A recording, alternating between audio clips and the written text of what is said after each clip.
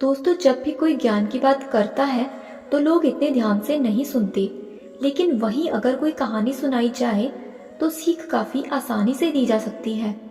ऐसी ही एक कहानी आज मैं आपको भगवान बुद्ध की सुनाने वाली हूँ।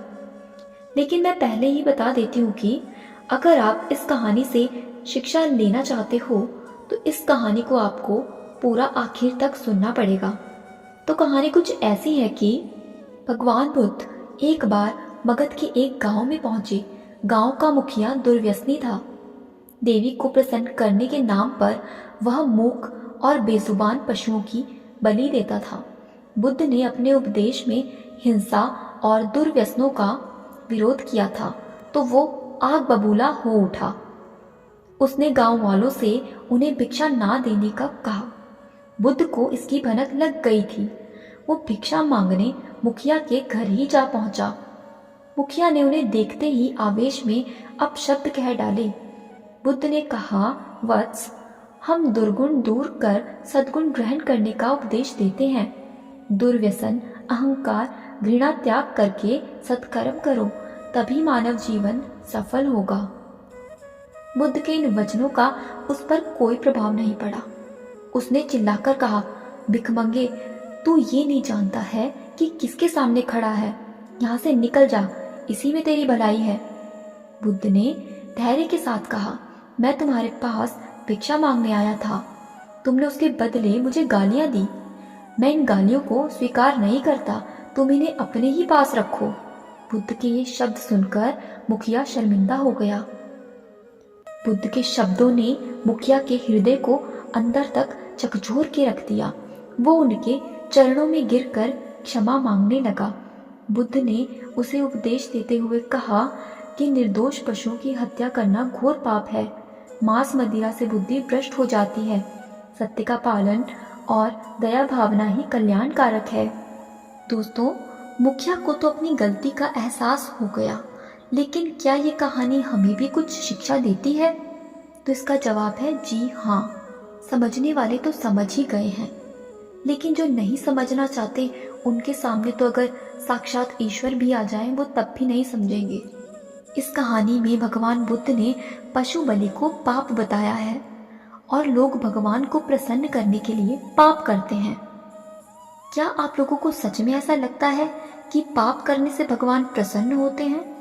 हो सकता है बहुत से लोग मेरी बातों का, यहाँ तक कि भगवान बुद्ध के उपदेशों का भी विरोध करें, लेकिन यहाँ पर सवाल ये है कि बलि आखिर है क्या?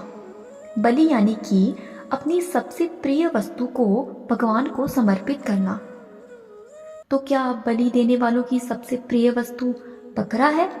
क्योंकि अधिकतर बलि बकरे की या फिर मुर्गे की ही दी जाती है। लेकिन इसका जवाब है नहीं। सबसे प्रिय वस्तु तो लोगों की होती है अपना बच्चा, अपना पति या फिर पत्नी या कोई अन्य मित्र। लेकिन फिर भी बलि के लिए चुना जाता है निर्दोष जीवों को। आखिर ऐसा क्यों?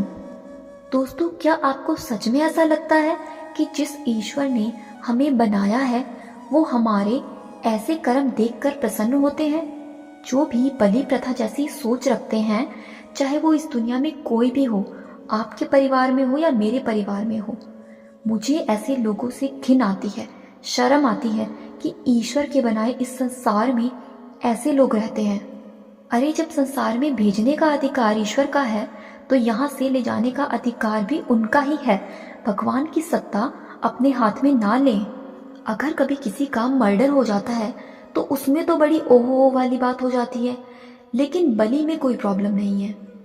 आज जो लोग निर्दोषों की बलि दे रहे हैं, कल को उनका भी नंबर आ सकता है, क्योंकि इस मृत्यु लोक में परमानेंट तो कोई भी नहीं है। इसलिए बहुत सोच समझकर ही ऐसे कर्म करें। मैं आशा करती हूँ कि इस कहानी से और मेरी बातों से आप सीख लेंगे और फैला दीजिए इस वीडियो को हर उस जगह जहाँ पर भी लोग बलि देते हैं, जहाँ पर बलि प्रथा जैसी कुप्रथा है। क्योंकि दोस्तों, हम भगवान के भक्त हैं, ना कि शैतान के। बलि भगवान कभी नहीं मांगते, और जो बलि मांगने लग जाए वो शैतान है, वो भगवान नहीं है। और ये शैतान है आज का इंसान, जो खुद बलि देता है और अपनी जीभ के स्वाद के लिए उसे खाता है। दोस्तों, अगर वीडियो सुनने के बाद आपके अंदर का इंसान जाग गया है तो इस वीडियो को लाइक शेयर सब्सक्राइब कर दीजिए।